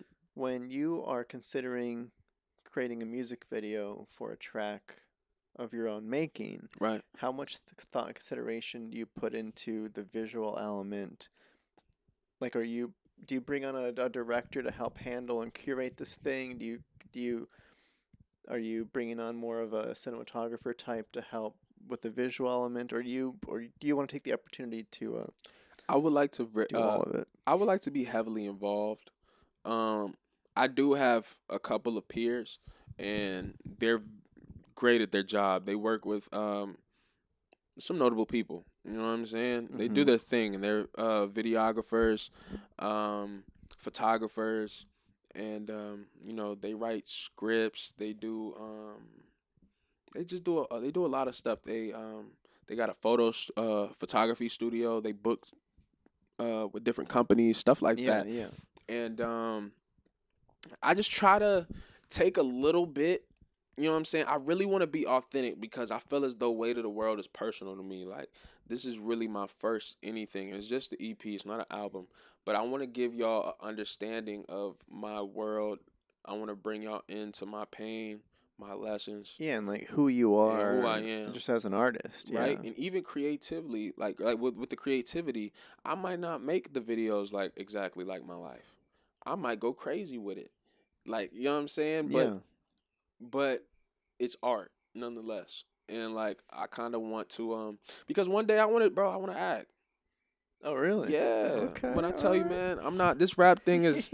Listen, I want to do a lot of things. My uncle actually, bro, my uncle's a legend in my eyes. My uncle, he grew up with Shawn Wayans from the Wayans brothers, Okay. and my uncle came out here in the '90s, and he was the DJ for In Living Color, and my uncle's in a couple. He's worked with the Wayans brothers. He's in White Chicks. He's in Dance Flick. Don't Be a Menace to South Central while drinking juice, and um, so that's just something that's dope to know. Like, my uncle's a part of history. My uncle's been around Jim Carrey, Jennifer Lopez. You know what I'm saying? He came up in that era. Yeah. So Yeah. for him to have that, it's like, okay, let me see what I could do with it, and like, let's see what we could put together. You know what I'm saying? Yeah, for sure. That's yeah, acting is something that I definitely see myself doing. Okay, so that plays into a little bit of this performative aspect of even developing these music videos, Yeah. where you're gonna be, yeah, Right. you're gonna be the talent in every aspect, really. Let's So, not make how I'm looking at it is, let's not make any wasted steps. So yeah, it's like, if I was to go to like a movie director, somebody, I don't know how all that goes, but say I was to go to someone who funds movies, right? sure. And I'm like, listen, this is my idea. Or, hey, let's come together on a video. Let's do a short movie for a video.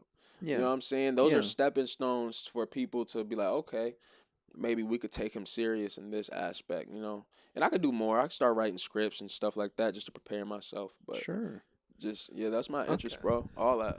Yeah, I don't know. Okay, because I know for me, music videos are tricky. Like Okay. I don't direct music videos, but like when I watch music videos, I it's similar to, like, I could imagine it's similar to how you're listening to music. When I'm watching it, it feels like they're phoning it in with some basic camera moves, and then like I want to see an artist, Make something come to life. yeah, just do something different. Yeah, try to do something different. Don't do the expected. That's why you haven't got no videos yet. Yeah, because you're actually trying on it, right? I'm You're not gonna you're say everything's gonna be extraordinary. I'm learning. But what I'm Yeah, gonna say is, anything I give, I'm gonna put my all into, yeah, for sure. And I'm not just gonna give it to y'all. It's gonna be thought out. You know what I mean? I'm gonna be confident in it. And I think it'll be, because of that, because the time that I put into it, I think it'll be able to be appreciated for sure. yeah. That's really what I I feel. I believe you. Yeah, man. Is there any hints on when we could expect The videos? sure, or a vid? I A video? imagine you'd sprinkle them out. Like it wouldn't be like a drop of, Yeah, but who knows? Either way, like how we'll soon are see. we when we're talking I'm next thinking. week? Nah, not necessarily next week. Um, before somewhere in between May and June. All right, yeah, no pressure. Just Most easy definitely. question. Hmm. Yeah, I don't want Nah, you good. to. You good. Somewhere in between May and June, and I'll have some more stuff. Man, we got some things coming. Trust. I believe. I'm I excited. trust. I'm excited. It's it's like the dream's finally playing out Yeah, no, it's slowly. awesome. Yeah, it's very cool. I will. Okay. I know. I'm just gonna rattle off maybe more of a random. That's not really a random topic. Talk to me. I think we're winding down here, but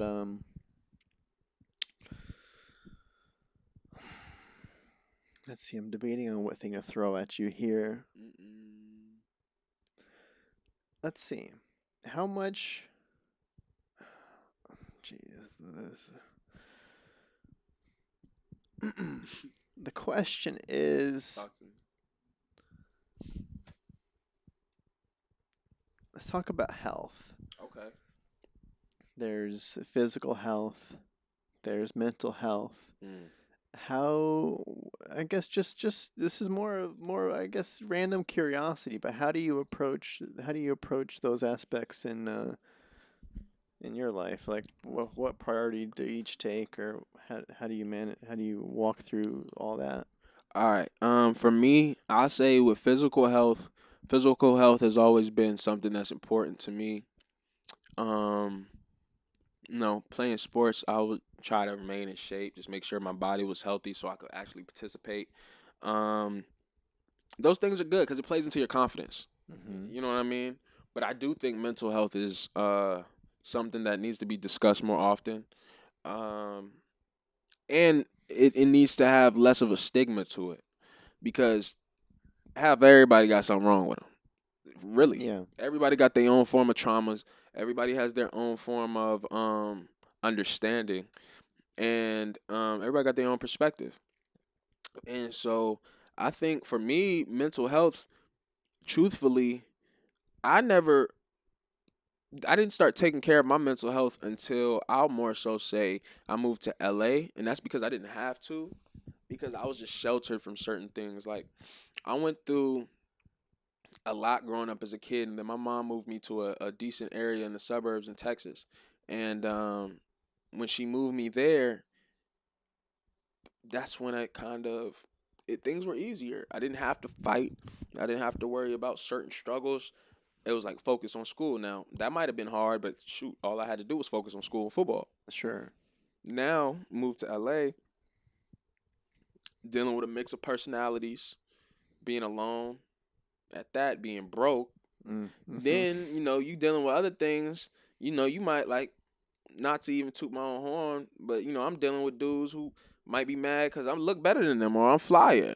You know what I'm saying? But they like he ain't got no money, or he ain't this. I'm from here. You know what I'm saying? Yeah, like all the jealousy playing in. Yeah, Jealousy, envy. It's just a lot of different things that play into your mental. And I didn't like the person I was becoming, bro. Like truthfully, LA kind of it changed me. I was alone, and like real life alone, and it got me to a point to where I was just like I was the villain. Like, get it? it kind of put you on what's the term, like on your back foot, like a Hmm. little bit against the wall, a little Right, bit yeah. right. And now my pushback just gotta be, I gotta do what I gotta do, and you gonna have to deal with it. Mm-hmm. You know what I'm saying? Everybody gonna feel me. That was my perspective, and then just dealing with people who make you feel love, show you they care about you, dealing with people who through the mess ups have your back and still there. You know what I mean? You got to find those type of Yeah, people, I think, and people that are supportive and understanding. That don't make you feel wrong. Because a lot of people, the truth is, we don't know each other, man. We don't know each other's stories, bro. I don't know what you've been through. You don't know what I've been through. Like, and the only thing we could really do is love one another. Try to love through it. You know what I'm saying? Grow through things. But mental health for me, I just say it's number one priority. Because if your mental's not right, half the time people, we don't even know people. That's what I've learned to realize too. The people we might say we hate a person, man, you could love that person. You don't know what that person going through. That person don't even know they self right now. Mm-hmm. They so clouded by everything going on, and they trying to fix everything, and nothing can get fixed. So there's frustration from not being able. So you know what I'm saying? They don't even know themselves right now.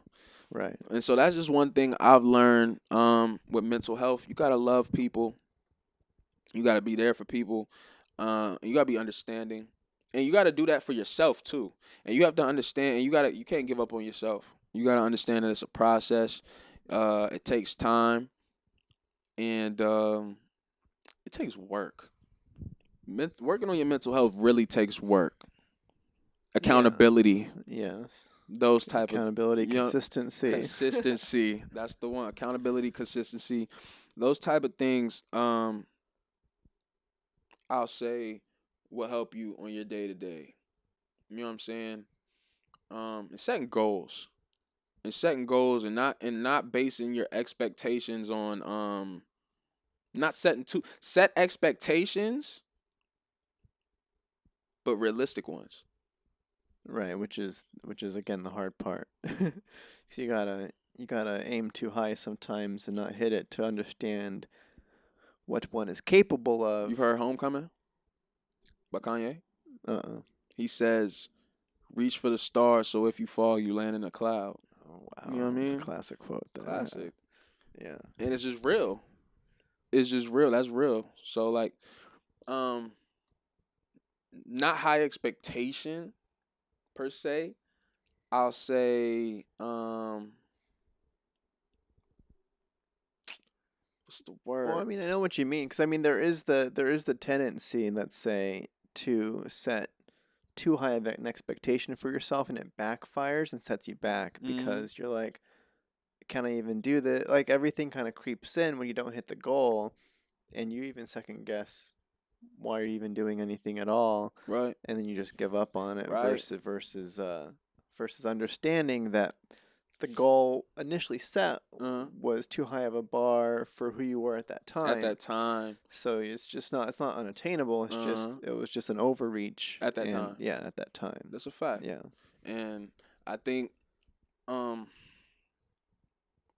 just don't give up on yourself. Mental health. You just can't give up on yourself. Yeah.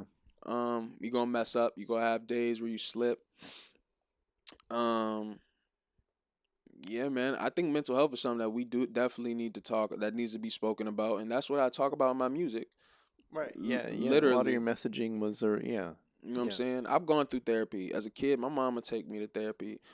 You know, I've had suicidal thoughts. Not that I'm proud of it, but it's just truth. You know what I'm saying? You gotta understand, like, life is fickle and it's crazy. Half the people that are my fans that play my music that I grew up with shitted on me at one point. Okay. And so, like, I never say nothing to them, but it just be the irony of it. It's like every one of y'all. If you went to high school with me, you know what I'm talking about. No, I'm being honest, and I love y'all. I'm not tripping. We're grown. We're different people. But that's a lesson. Yeah. You know what I'm saying? Yeah, I mean, the lesson is consistency in being yourself. And, I mean, and yeah, winning people over with who you are because, again, at the time, potentially hate's not even really about you or whatever.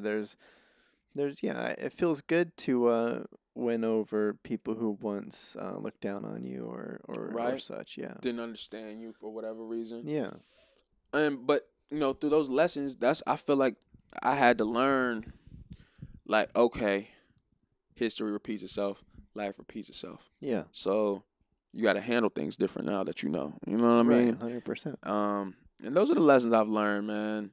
Just trying to follow my gut. Follow God. You know, I know everybody don't believe in God. And if you don't believe in God, that's cool. You know what I'm saying? That's not for me to say anything on that. But I say believe in something, believe in purpose, Mm-hmm. believe in a higher energy, higher frequency, because things are not coincidence. Truthfully, Yeah. I'm gonna tell you this. I know for a fact, me being able to rap is a gift. I know for a fact, me being able to rap at the level that I'm rapping at, God gave me a tool, and He's like, do something with it if you want to. Right. This is what you wanted, and He granted it. I'm telling you, I ain't been rapping my whole life. I've been interested my whole life, but I ain't been rapping my whole life. Yeah. So you got to take advantage of these gifts you've been given, right? I know it's a gift. Yeah. For sure. Yeah. I can't stress it enough. Well, I really wish people understood what I meant when I say that. Well, yeah, but because it's not even just the ability to rap; it's the whole package. It's the to make music, yeah, understand it. yeah. Even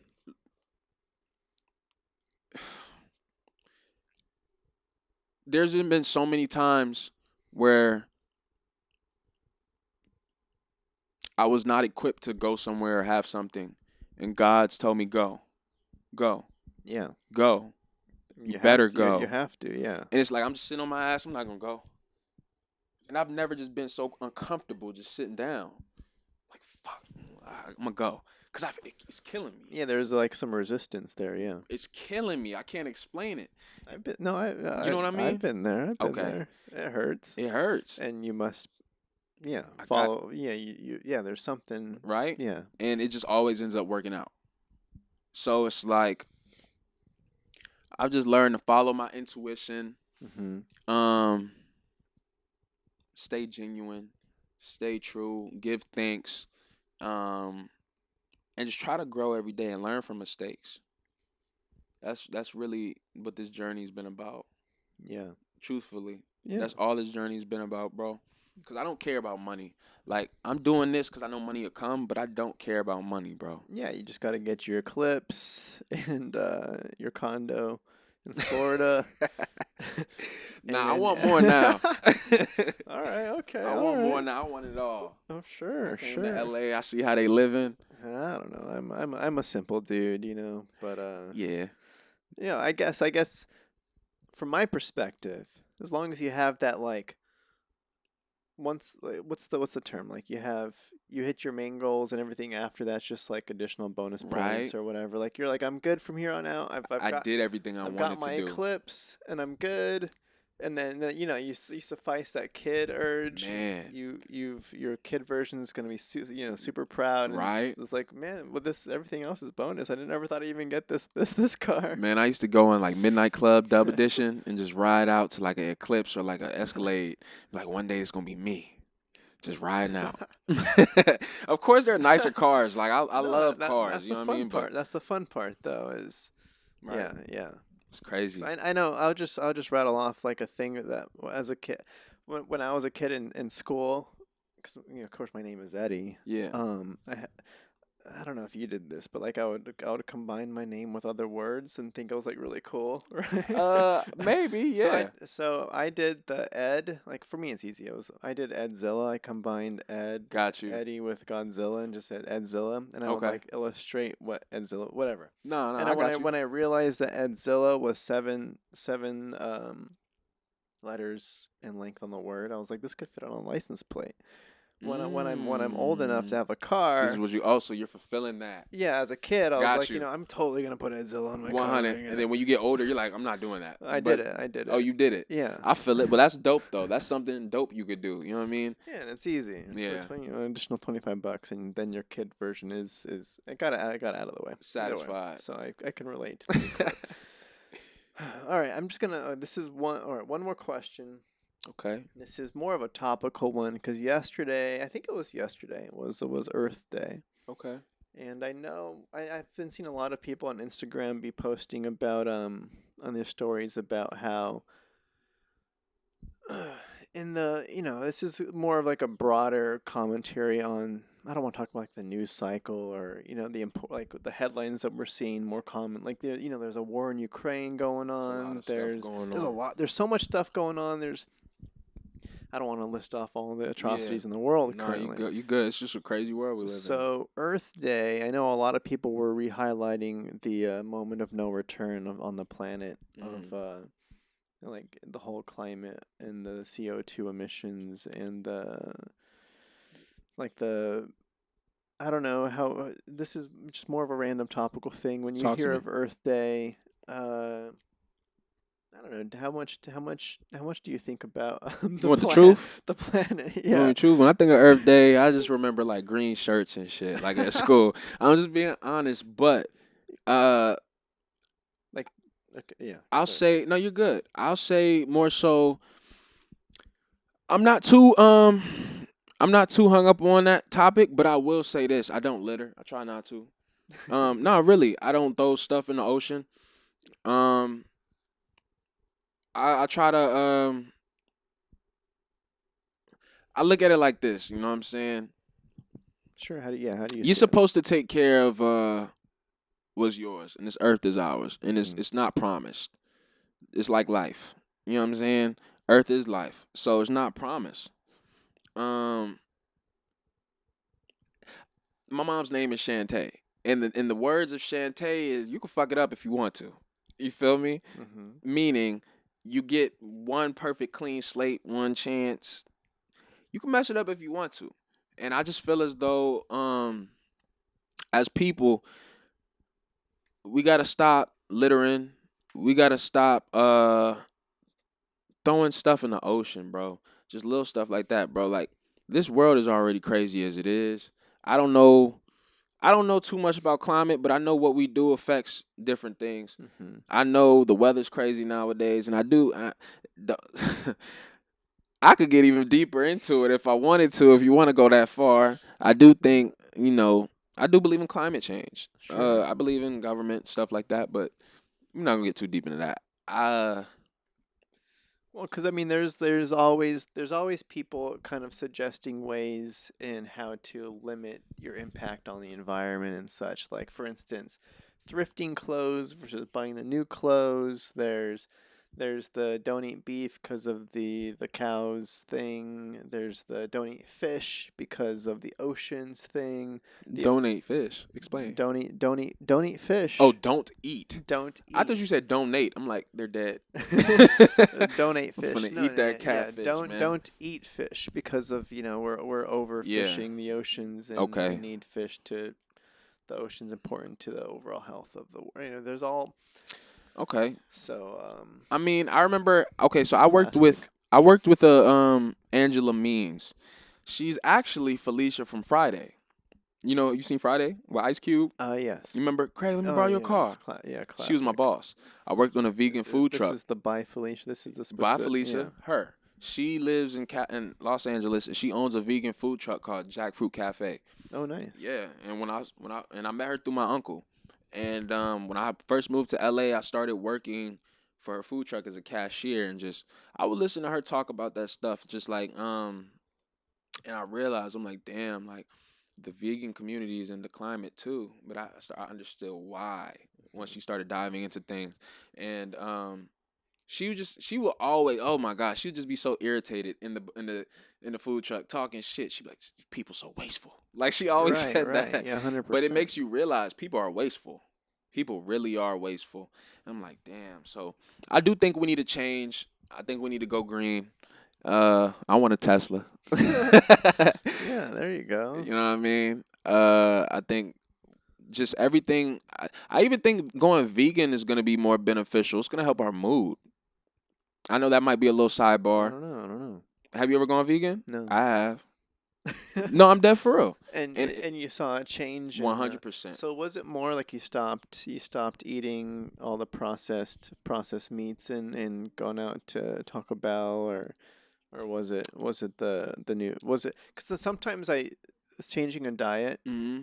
and crossing out something from your yeah I don't know yeah crossing out plus adding yeah the combo turns into a yeah healthier mood yeah Well, I went through two situations. One, when I went vegan, the first time I was playing football in Texas, okay and I went vegan because I was trying to lose some weight. And the real reason I went vegan was because I heard that meat actually causes inflammation in your muscles and in your joints. And so I would get shin splints and just have a lot of pain from yeah lifting. and I went vegan, and man, that fixed everything. It worked. I swear it did. Nice. And just my mood was better. Like I wake up and I just pop up out of bed. You know what I mean? Not all the groggy. Yeah. And it's real. The second time I didn't more so go vegan. I had no choice. The truth is, because I was homeless in LA and I was only working at that food truck. You feel me? I would take food to go. Yeah, a lot of jackfruit. Yeah. Oh, a lot of jackfruit. And jackfruit, cauliflower wings. We made all that. We tacos, jackfruit tacos. Yeah. It was really good. Classic Los Angeles, right? Classic Los Angeles. With a what are the drinks called? Kombucha. Kombucha, some whatever. Some booch, something like that. She put me on that. But yeah, when I started eating that, I just found that I felt better and I was hungry less. It's actually filling. Yeah. You'll be surprised.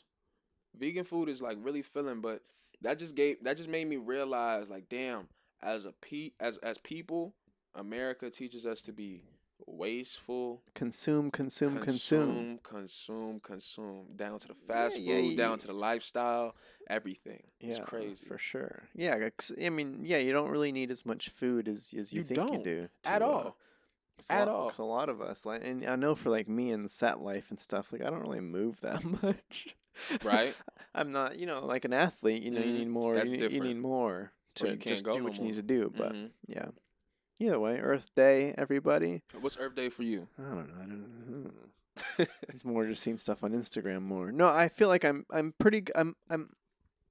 really developed myself to be more of like a minimalist. Okay. That's what I'm working on. So simplicity. I know I don't know how I developed this. I feel like it's just baby steps to what I am right now. But I know, like, I only buy the food I'm going to eat, like, this week. Like, you're not going to...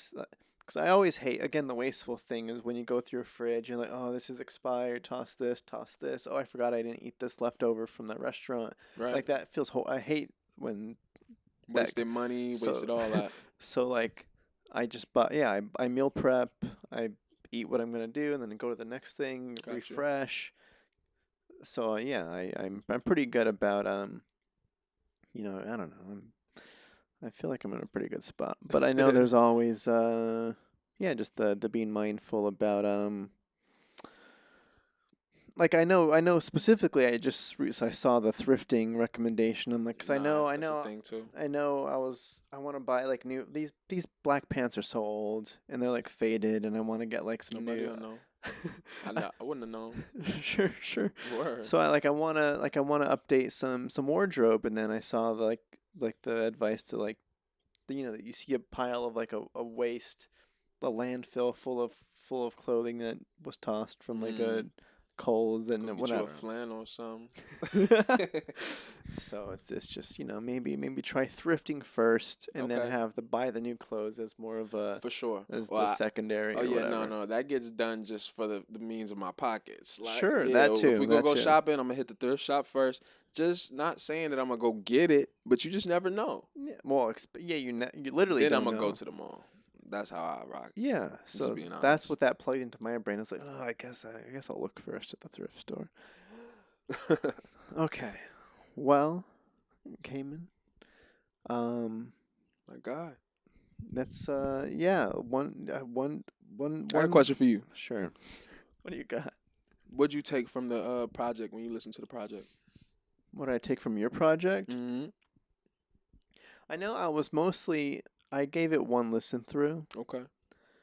And I know I was mostly initially I wanted to hear I was gauging kind of just I don't know, like a quality check overall. Like I wonder who, because I know so first thing that I heard, I was like, all right, this it sounded good, and I'm like, all right, that was my main takeaway. I'm like, this guy sounds like he knows what he's doing. And I'm not, on a first listens of songs especially, a lot of the lyrics go right over my head. And I'm just like, I know like on Spotify is where I listen to it too. Mm-hmm. Like I try to click, I don't know how people add the lyrics to the thing, but I don't. Got you. There's no lyrical edition. It didn't pop up on Spotify? I didn't see it. All right, I'm gonna fix that. So I was like, all right, I don't see lyrics. So I kind of just couldn't follow through. I was listening to it, but Yeah, I'm definitely planning on giving it some more, especially with this additional context. I'm gonna go Man, back. So right? so that'll lead me into my final question on those that do want to check out your work or keep in the know on what you're putting out and what you're Facts. developing, and where do people follow you? What's Man, you can find me on anywhere in the world at Caymen Parks. I'm the one and only at Caymen Parks. nice? Literally, I made it that simple, accessible. At Caymen Parks, Instagram, Twitter, um, TikTok. You know what I'm saying? I haven't gotten Oh, anything posted on TikTok, but we're gonna get that going because nice. we're gonna get, you know what I'm saying, involved. YouTube, you can find me at Caymen Parks.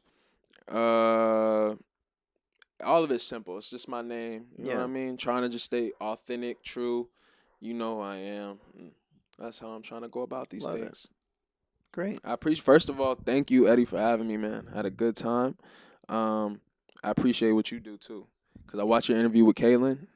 It was ran very well. Caitlin Jefferson, everybody, shout out. That's my boy. Major shout out. He helped me jumpstart all of this. I met him in Texas, and he was just like, "Bro, you got to go to LA. Yeah, You got too much knowledge. You got personality. You could do that." And so he's just been a supporter. yeah, like a brother. You know what I'm saying? A good dude.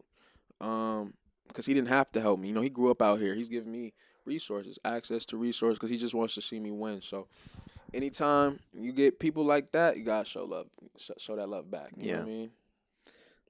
So I hundred appreciate you for percent. having me, man. Yeah, no, thanks for coming out. Genuinely. Yes. Y'all go get that Weight of the World, man. Out now. Deluxe coming soon. Much more coming soon. Videos, clothes, movies, all that. Awesome. Yeah, no, so I'll have all the links down below. Vivid. And but yeah, that's the show. And cool. All right. Bye Appreciate you for everybody. having me. Bum, bum, bum, bum, bum, bum.